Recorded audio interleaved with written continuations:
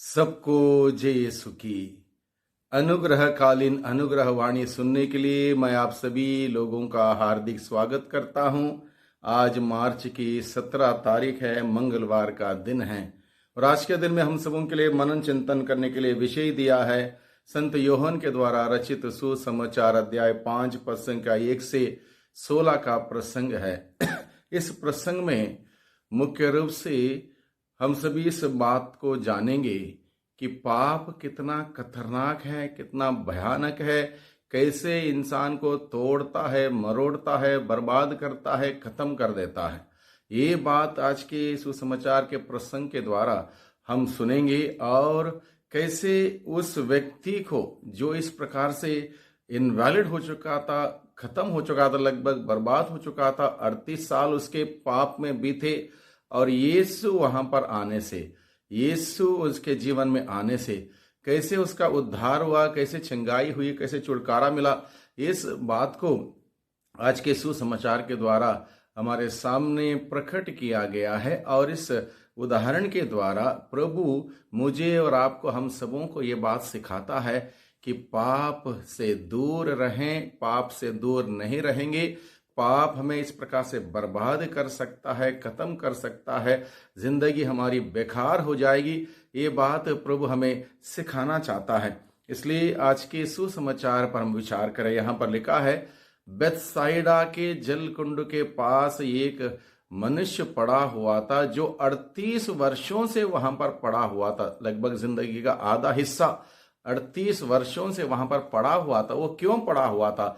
एक धारणा थी, एक विश्वास था, एक प्रथा थी कि बेथसाइदा का जल कुंड का जल, ईश्वर का आत्मा आके लहराएगा और उस वक्त जो सबसे पहले उस जल कुंड में उतर जाएगा वो व्यक्ति अपनी बीमारी से चंगाई पाएगा, छुटकारा पाएगा। ये विश्वास था और लोग ऐसे होता था, लोग इसलिए वहां पर इकट्ठा हो जाते थे।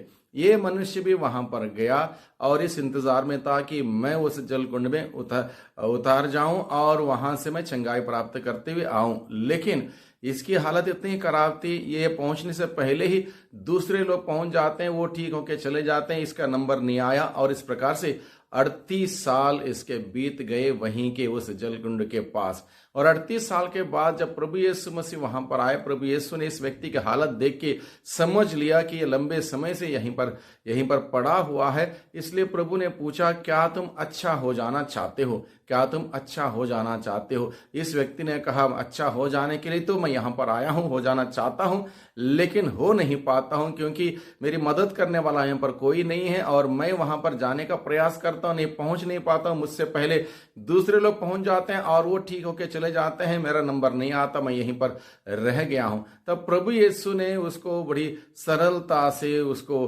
ठीक किया। प्रभु ने कहा, अपनी चारपाई उठाओ और अपने घर चलो। प्रभु ने आदेश दिया। जैसे ही प्रभु ने आदेश दिया, वो व्यक्ति जो 38 साल से कुछ नहीं कर पा रहा था, उठ नहीं पा रहा था, खड़ा नहीं हो पा रहा था, जा नहीं पा रहा था, प्रभु के एक शब्द मात्र से वह खड़ा हो जाता है, अपनी चारपाई उठाता है, अपने घर चला जाता है। यहां पर एपिसोड खत्म नहीं होता। एपिसोड का चरम सीमा अब आगे बाकी है। और उसी अध्याय 5 के पद संख्या 14 में हम पढ़ते हैं, वो व्यक्ति घर चला जाके घर में नहीं रुकता, यानी कि तुरंत यरूशलेम के मंदिर लौट के आता है। जब पाप का बंधन इंसान के जीवन से कट जाता है, इंसान ईश्वर की ओर मुड़ने लगता है। पाप में जब रहता है तब ईश्वर की ओर नहीं मुड़ता है क्योंकि उसकी वो प्रॉब्लम है।